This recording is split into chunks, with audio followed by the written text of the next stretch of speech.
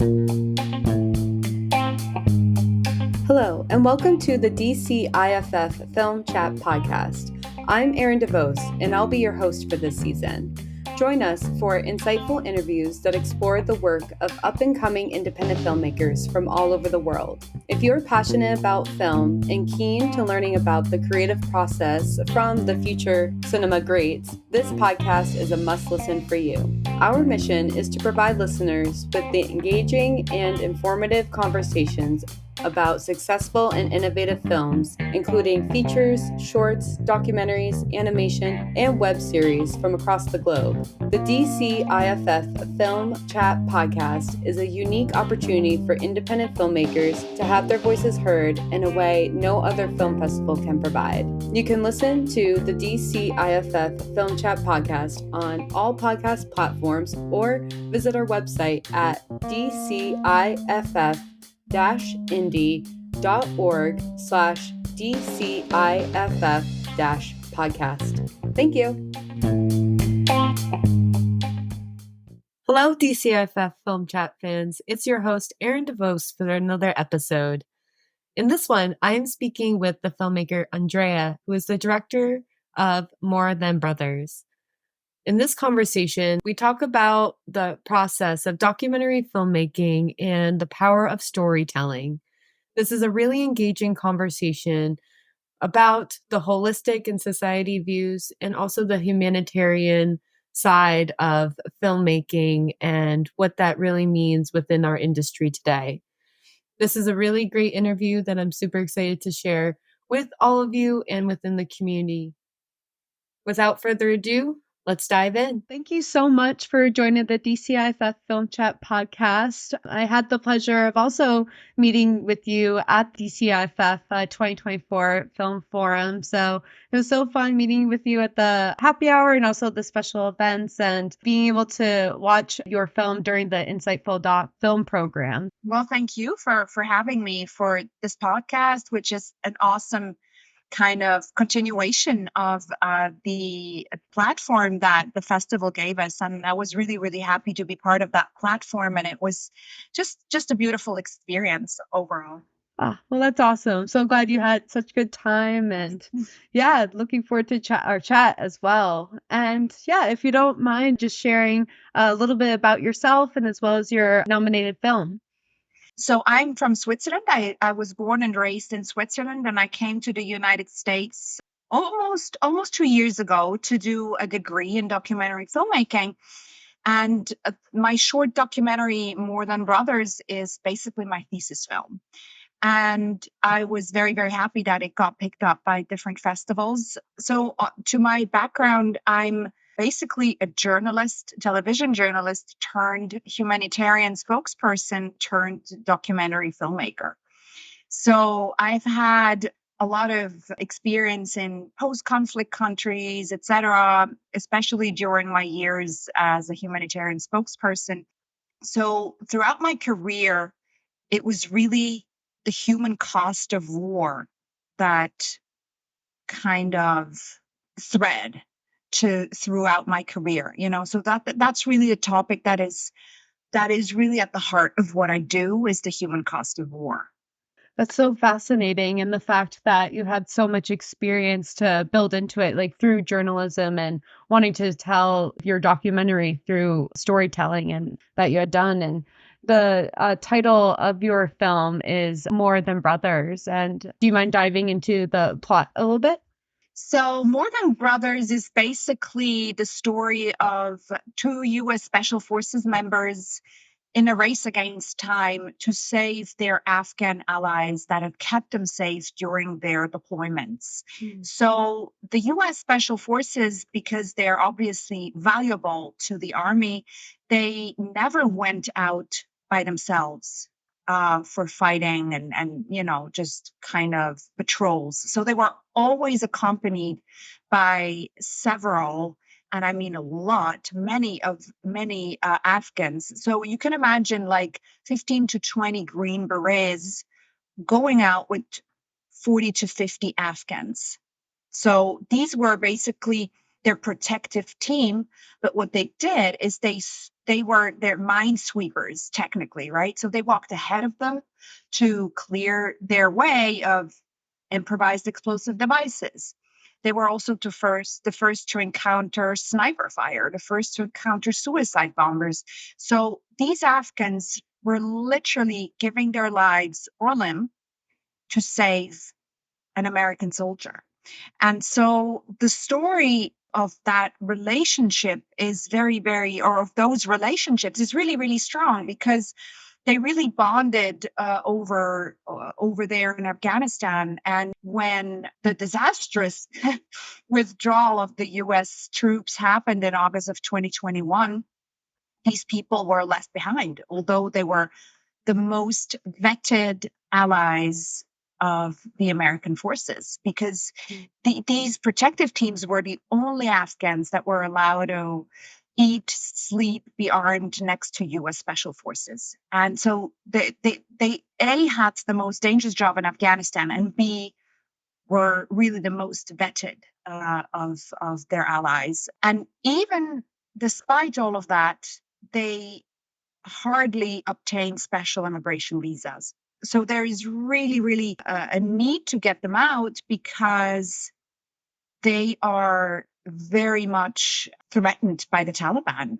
So these are the most hated people by the Taliban, because most of them come from ethnic minorities, which were already hated by the Taliban before that and persecuted by them. And also, of course, because they had been collaborating so closely with American special forces. So the Taliban went after them as soon as they could. As soon as the Americans left, they went after them, and they still do. So many of these people live in hiding. They don't have an income because they cannot leave their home and work. It's too dangerous. Many of these people are really counting on their American counterparts to get them out. And that puts, obviously, the American soldiers under a lot of pressure, because they're getting all these requests for help. And it's very hard to deal with that weight and that guilt and that kind of responsibility. So we see both sides, right? My film really aims to portray both sides of the story. Like in a war, I would say nobody ever wins. I mean, or everyone loses. You could put it that way. In a way or another, everyone loses. And, the consequences on these young American soldiers is disastrous. They are spending all their time and money to save these Afghans. So we're talking about careers ruined. We're talking about relationships ruined. We're talking about life savings that have been invested into this, and just the moral and the mental price that they're paying is just very, very high. And I felt like this was a story that needed to be told, and a story that needed to be told now, because it's right now that decisions are being taken by the US government what to do with these people still waiting for special immigration visas with an enormous backlog. We're talking thousands and thousands of people waiting on a special immigration visa. And overall, of course, not just the protective teams that we were talking about, but overall, just allies of the U.S. Special Forces in different roles. There's so many of them still waiting, and there's like 100 special immigration visas delivered every month. So the math doesn't math up. So basically, under the current speed, under the current procedures, it would take more than 10 years to get all those Afghans out of Afghanistan to the United States that are eligible for special immigration visas. And they don't have 10 years. They cannot survive 10 years, not in the current circumstances where they're really being hunted down and tortured and killed by the Taliban. That was fascinating, like to hear more in depth about like what the struggle and like really what the conflict is and what it brings. Because there's a lot of war films that I feel like really don't highlight the sense of both dualities, like in the sense of the US is working closely with the Afghan government or these special, I'm going to call it special ops in this form, because they are working together to be able to unite ultimately a government.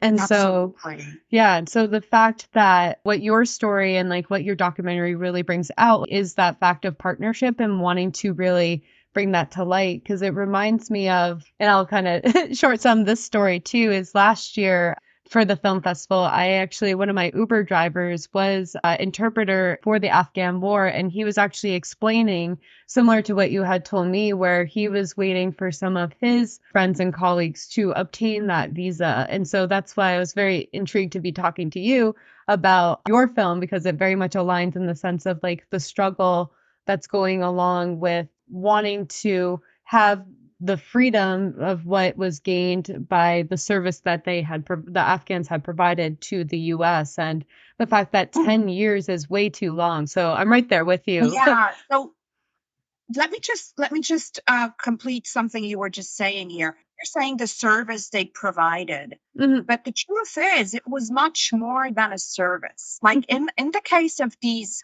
NMRG, the National Mine Reduction Group, that my film specifically talks about. These people, as I mentioned before, they most of them belong to the ethnic minority of the Hazara people. And so they have been historically the underdogs in Afghanistan and hated by the Pashtun and the Taliban, which are Pashtun, not all Pashtun, but the Taliban. Mhm. And so for them, it was not just a service, or a job. Of course, it was a secure job, and of course, it was well paid. But they did this because they wanted to have a free Afghanistan. They wanted to live without the Taliban. So the fight of the Americans was also their fight, Yeah. and that's where this relationship was much deeper than just some soldiers and some allies that were paid, service kind of people. That Okay. was really a common struggle and a common goal that they were following and that they were fighting for and that they were dying for. Hmm. Absolutely. And I'm so glad that you expanded on that. They both were fighting that ultimate same fight. Absolutely. And how did you find this story? I'm so curious. Well, I would say the story found me in a way. No, I met Tom and Dave, the two U.S. Special Forces members that are portrayed in More Than Brothers. I met them basically at an after party of a film. U.S. Special Forces members are not the most approachable people. So it took me a while to kind of be credible, but very quickly we exchanged our experiences in the field. Like I had been to some dodgy countries. I had been to minefield, especially because that was the topic of that I was dealing with over many years is landmine clearance and explosive remnants of war. And so they quickly understood that I had some experience and I actually did understand something about landmines and explosive, improvised explosive devices and the like. And so they started to tell me about their team of their landmine clearance team, like their landmine sweeping teams, and the NMRG, the National Mine Reduction Group. And that story it was like it hit me. I was like, oh my God, this is such an amazing story what you guys are doing, like because they told me about the foundation and all their efforts that they're doing to save these people. And from there, though, it took me quite a while to convince them to speak on camera and to open up. And through them, I met these two amazing Afghans that are also portrayed in the film, Bostan and Isa. And so yeah, I would say the story found me, or we both found each other. And I think once the trust was established and once they understood that I would probably be able to do justice to their story, then from there we took it. And it was a relatively short shoot. We had 6 days, yeah, 5 or 6 shooting days, so relatively short, long days though. But that's it. And of course, as it always is, many months of post production. Even if it's only a few days of shooting, you have so many hours of footage. And the main challenge for me was to reduce that footage, to pick it apart and still do justice to their stories that are complex, that are deep, that are very, very human and very vulnerable. to do justice and treat their story with dignity. So that was a challenge for me, but they were very happy. So their judgment was really my benchmark. I love it when at film festivals, when people watch it, the public, and they have positive reactions and a lot of questions. I love it. It's obviously fantastic. But for me, the benchmark was my protagonist, that they feel I accurately portrayed them and their struggle, that I accurately portrayed what they have been through and what they're still doing. And so they were very happy with it and very touched by it. So that was my biggest success. I love that. And, and I find that to be one of the biggest struggles that some filmmakers, or sometimes like the hard message that can come off, is trying to find, like, whether it's that benchmark or trying to convey the overall message, that whether it's the protagonist or whether it's like the main characters, like, well, I say main characters, but the main subjects, like, want to be able to come off as. And it can be challenging, especially through the months and months of editing process, to work alongside them. So I give you so much credit to be able to strongly bring that out. And so beautifully said, as you mentioned. And I felt like you answered one of my questions I was going to ask too. And we can dive a little bit more into it, which is, how do you feel with how the industry is going, wanting to tell more of these types of stories, given you told the story of like the Afghan war, and given like the war in Ukraine, and with Israel and Gaza and such. And I feel more and more of these films are just starting to roll out with different types of perspectives. How do you feel or see that the industry is going with documentary and humanitarian type of films? I think there's some really amazing films out there. Some are in the Oscar run as well. I think it's really important that we take a closer look at wars, because if we just watch the news, it seems so black and white and so easy. But on the ground, it's always messy. On the ground, it's always complicated. And there's always so much more than meets the eye. And so a documentary really helps to bring those complexities out. This is also the reason why I chose to move on from being a television news presenter, because I couldn't do justice to the stories we were telling. We were just telling the facts, but not the why. The why is this happening? What does that do to people? That has always been my question. And so going on my quest of going deeper into this questioning, I became a humanitarian and then a documentary filmmaker, because I really do think documentaries are empathy machines. And we really, really need more of that in today's world. Yeah.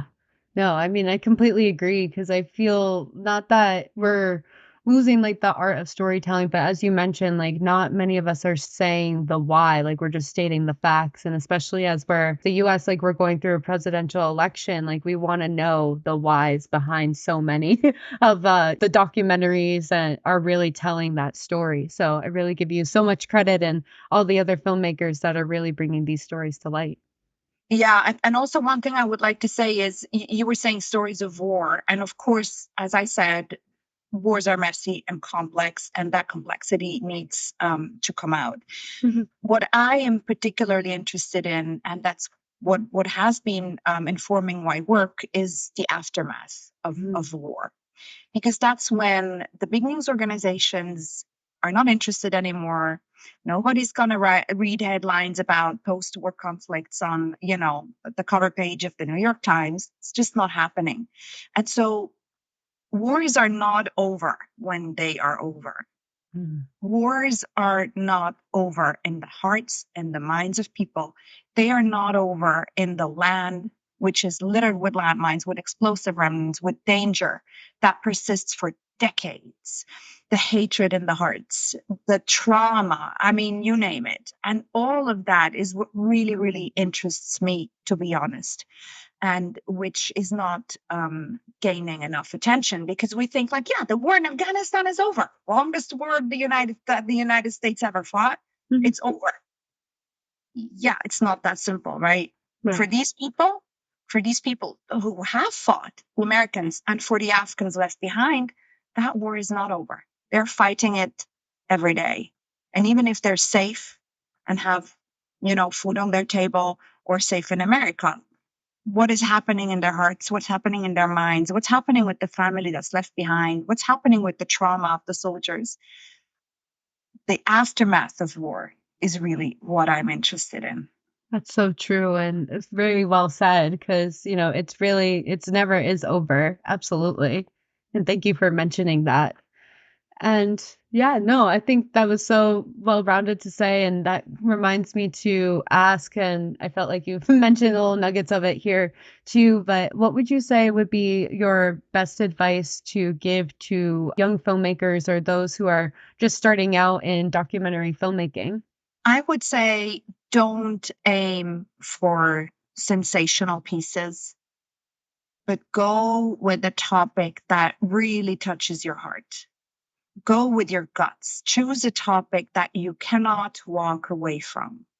That is my biggest advice, because you spend so much time, energy, tears, desperation in the edit, you name it. You spend so much time and energy on your film, however long it is, that it needs to be a topic that you cannot walk away from until the end, and that keeps you going even through hopefully festivals and Q&As, and God knows where your film will take you. So yeah, choose a topic you cannot walk away from, and choose that topic with your guts, not with a career or sensationalism in mind.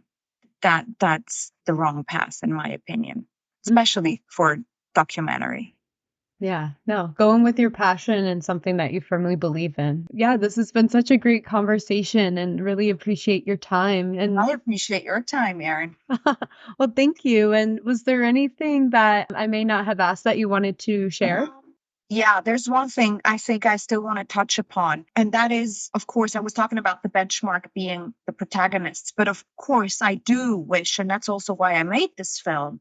I do hope that this film triggers discussions, necessary discussions on a political level, very much so. I do hope that it helps pass some resolutions to sort this situation out.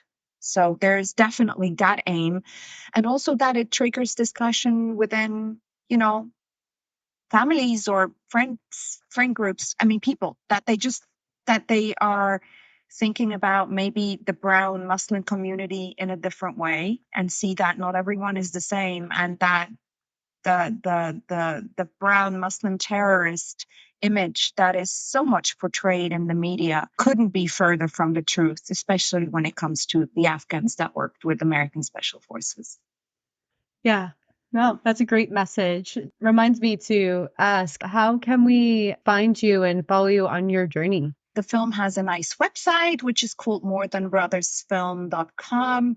So hopefully our film is going to continue its festival run and reach, a large public through that. You can follow it obviously also on social media. We have an Instagram, More Than Brothers Film. We're on Facebook under the same handle. And yeah, and hopefully it will also be touring, as part of like educational screenings, Q&As. That's what we're looking into. Well, we're excited to continue to follow you on your journey and the continuous success that you're having with this film. So, Thank you. And yeah, well, thank you so much also for having me in Washington. It was an awesome festival, and I really loved the fact that the filmmakers are present, and that your Q&As are so extensive and so deep. And I think that really, really does make a difference also for the public, because they will not just see a film, but they will really dive into a topic and into the deep end of that topic. And I think that's really added value for both the filmmaker and the public. thank you so much. We really value saying that because, for us to be around for 25 years and to really bring in that aspect of the forum and for us to, not only the public to ask questions, but for the filmmakers to really, speak to your film after the fact is, really what carries us through, and to expand on the film community. So thank you so much. No, thank you so much, Erin. I hope we stay in touch. And please also follow the 1208 Foundation, which is portrayed in our film. And if you feel like you want to know more about the topic and about what they're doing and maybe even support them, then that's the place to go, 1208foundation.org. Perfect. Yes, I'll include that in there too. And yeah, let's definitely stay in touch. This podcast is brought to you by the DCIFF supporters. We could not be here without all of you to be sharing this amazing outlet with filmmakers from around the world.